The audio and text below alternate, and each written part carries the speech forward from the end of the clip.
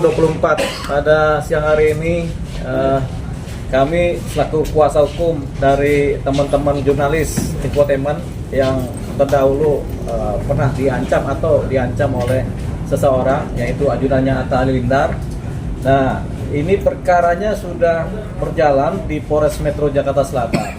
Perkara ini laporan nomor B2740 bulan September tahun 2024.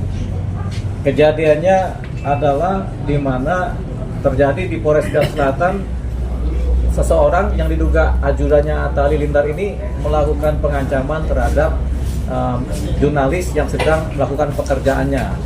Nah, ini sudah diproses di Polres Jakarta Selatan melalui laporan polisi yang dilakukan oleh teman-teman jurnalis ini. Kemudian ini bulan September laporannya, kemudian Oktober, November sudah berproses dan kemudian sudah dipanggil saksi-saksi baik dari korban maupun saksi lain termasuk dari Atta Halilintar sudah dipanggil, dan dalam kompleksitas keterangan yang sudah lengkap ini tersebutlah bahwa seseorang ini yang diduga adalah ajudannya Atta Halilintar yang bernama Agung ini ternyata adalah anggota TNI AD. Jadi berprofesi sebagai tentara gitu. Nah, kita sebut ini sebagai oknum saja ya. Nah, ini kemudian karena terlapor atau terduga terlapor ini pelaku adalah oknum anggota TNI. Jadi dari Polres Jakarta Selatan kemudian membuat gelar perkara dan kemudian berkoordinasi dengan Pomdam Jaya, dan kemarin tanggal 12 November tahun 2024 di hari Selasa dan Rabu mereka koordinasi dan kemudian telah melimpahkan perkara ini dari Polres Jakarta Selatan, dari penyidikan kepolisian menjadi masuk kepada penyidikan di Pomdam Jaya.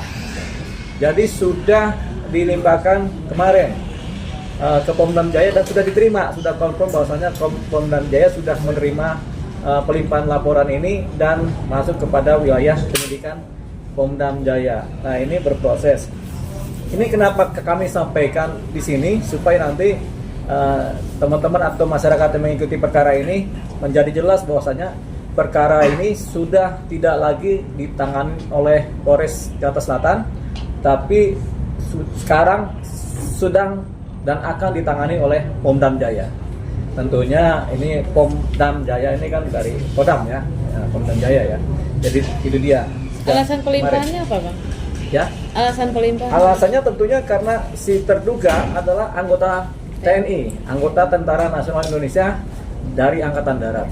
Begitu. Jadi ya sudah, karena dia TNI, tentunya yang berlaku adalah sebenarnya di wilayah militer ya, sebenarnya hukum militer ya. Tapi kan ini tindakan yang dilakukan adalah melanggar undang-undang pers ya, yang kemudian yang namanya lintas perilaku namanya ya, tindak pidana tapi lintas perilakunya kepada pelanggar undang-undang pers, sehingga sebenarnya tidak ada kaitannya dengan hukum militer ya. Tapi karena dia adalah anggota militer, tentunya yang berwenang menurut undang-undang terhadap semua persoalan tindak pidana ini adalah pihak militer, dalam hal ini adalah penyidik Pomdam Jaya. Nanti masih aktif ya, Pak? Masih aktif. Nah, sanksinya biasanya apa, Pak? Kita belum tahu dari Pomdam Jaya, makanya nanti dalam minggu depan kami akan berkoordinasi dengan pihak Pomdam Jaya untuk mencari tahu.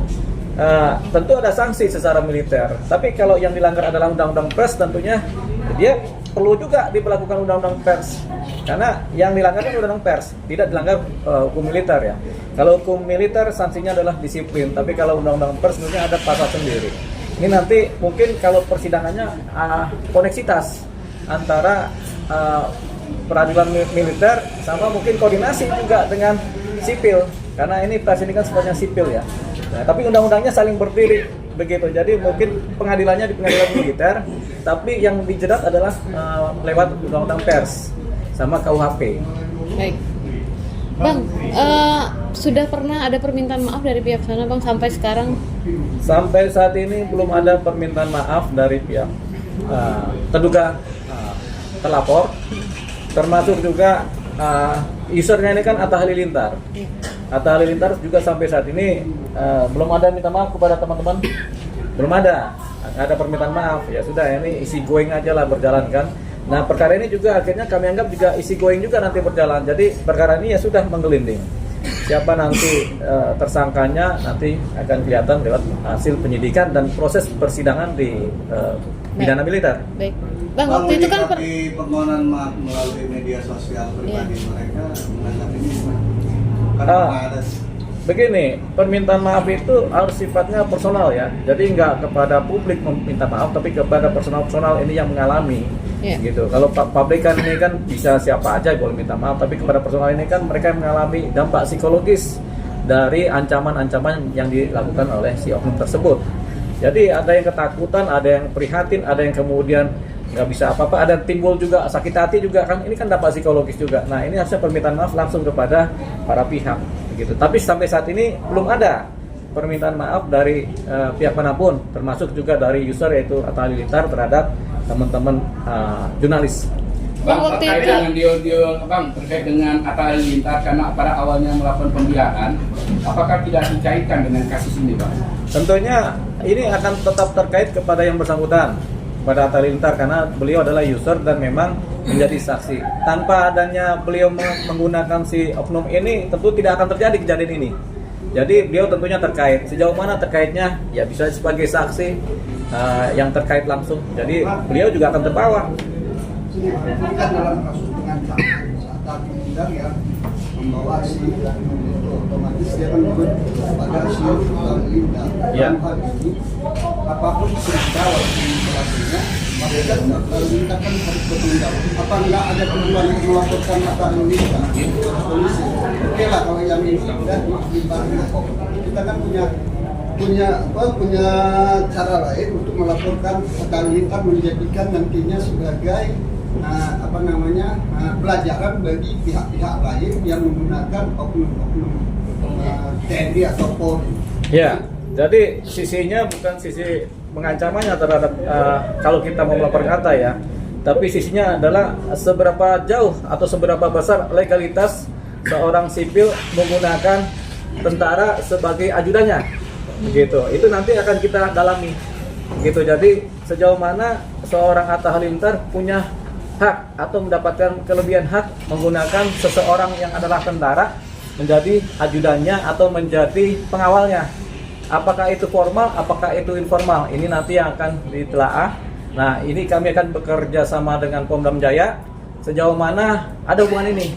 Jangan-jangan ini sifatnya informal saja, atau menggunakan seorang oknum tentara untuk jadi pengawalnya.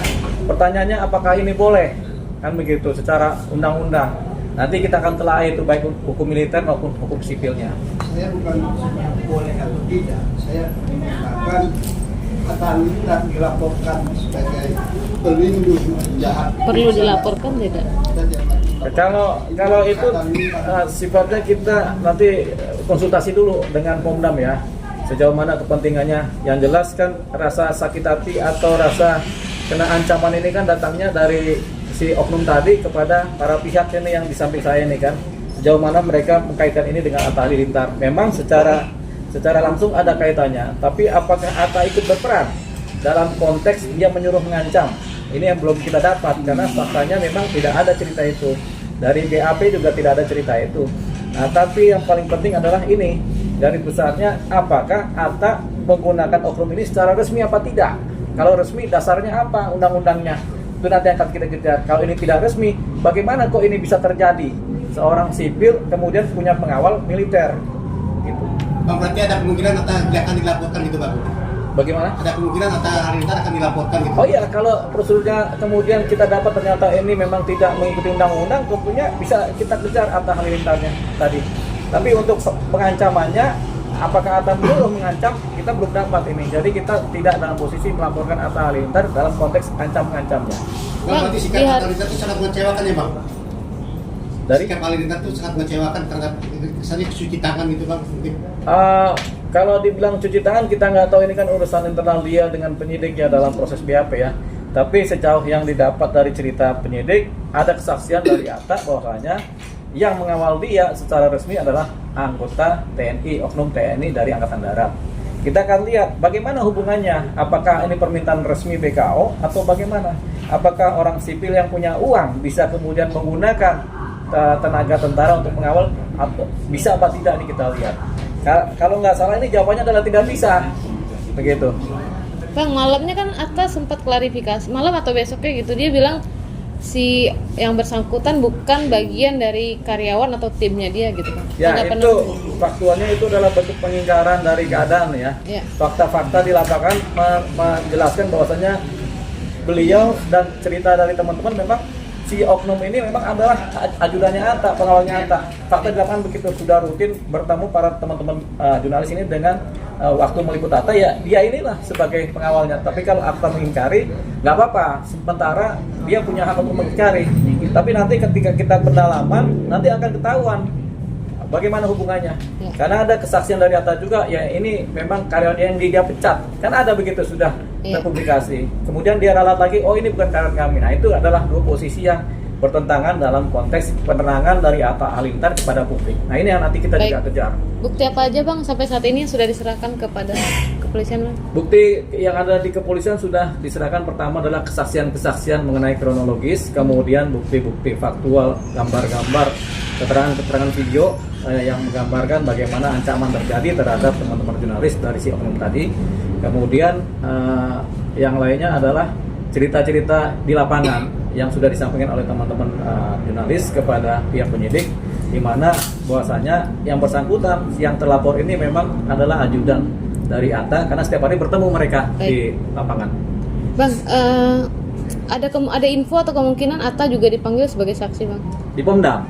Di Pomda maupun Kalau di Polda Bang? Polres sudah, Atta sudah di BAP di Polres Jakarta Selatan. Menurut keterangan penyidik sudah di BAP dan hasilnya Atta mengakui dan menyatakan bahwasanya ajudan ini adalah anggota TNI dari Angkatan Darat. Disewa? Kita belum tahu. Oh, oke. Bagaimana? Makanya kita tanya apakah hubungannya resmi, formal, ataukah ini informal. Resmi bagaimana hubungan hukumnya, kemudian bagaimana undang-undangnya. Kalau tidak resmi, bagaimana ini bisa terjadi? Baik. Ya. Abang-abang jurnalis mungkin ada tambahan, mungkin sudah diperiksa-kah? Silakan. Kemudian apa aja mungkin hasil pemeriksaan dari kepolisian Bang? Kalau untuk hasil pemeriksaan ya kita yang sesuai apa yang kemarin terjadi di lapangan. Iya. Untuk pemeriksaan dan untuk buktinya kita kan sudah kirim video tayangannya dari ajudannya yang nunjuk ke rekan-rekan karyawan jurnalis semua. Pertanyaan dari kepolisian seputar apa aja Bang? Pertanyaannya permasalahan yang kemarin di lapangan itu. Kronologi. Iya, kronologi. Baik. Oke. Bang, ini langkah selanjutnya apa nih Bang? Ya, Langsung ke Pomdam kah? Ke Pomdam. Nanti kita minggu depan kita bertanda ke Pomdam. Jadi sudah ada pembicaraan informal antara kami kuasa hukum dengan tim dari Pomdam. Bang, terakhir ada kemungkinan damai tidak Bang? Kalau memang Atta langsung nih menemui tim teman-teman jurnalis gitu Bang, apa menerima permintaan maaf atau lanjut ke jalur hukum? Kalau kemungkinan damai, semua perkara yang sifatnya seperti ini ada kemungkinan damai, namanya restoratif justice. Ya. Tapi ini tergantung bagaimana kemudian keaktifan dari pihak terlapor ataupun dari pihak Atta, apakah ada damai apa tidak. Tapi yang jelas, walaupun sudah aktif, kalau teman-teman dari korban ini kemudian tetap harus ini jalan terus perkara, ya ini perkara jalan terus. Jadi kita kembalikan kepada teman-teman yang menjadi korban secara langsung sama teman-teman dari para jurnalis secara pada umumnya, arahnya kemana. Baik. Begitu. Tapi yang jelas ini perkara pada umumnya perkara akan berujung pada peradilan. Ya, baik. Gitu. Baik. Baik Bang. Oke. Baik.